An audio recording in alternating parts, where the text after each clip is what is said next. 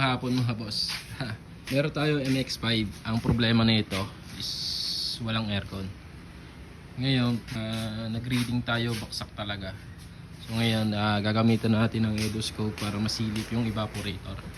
Okay, nakalas na natin yan. Ngayon, ito na yung ano natin mga boss.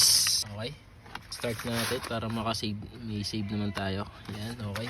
Ngayon, nakalas na natin yung cover dito sa ilalim. And yung tatanggalin nyo lang yung blower motor para maka-access kayo dito sa loob ng evaporator.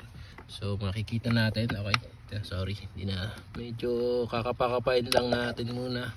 Nakikita na natin yung evaporator. Yung mga ano. So ikot lang natin kung may makita tayong leak.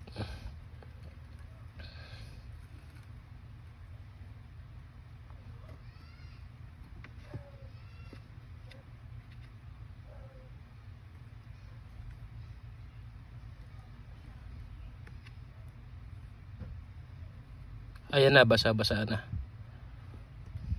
May basa-basa na.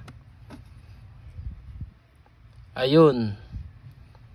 So yan, may nakikita tayong mga green. Ibig sabihin yan, ayun, yung green na yan, yun yung hinahalo sa pag oil. Para once na nag-leak, makikita agad yung kung bakit kulay green, hinahalo sa oil yan. Confirm tayo na may leak yung evaporator natin. Yan mga boss, yan o, confirm to. Kaya nagtataka si client pag isang add lang wala na agad. So ito na, diagnose na natin.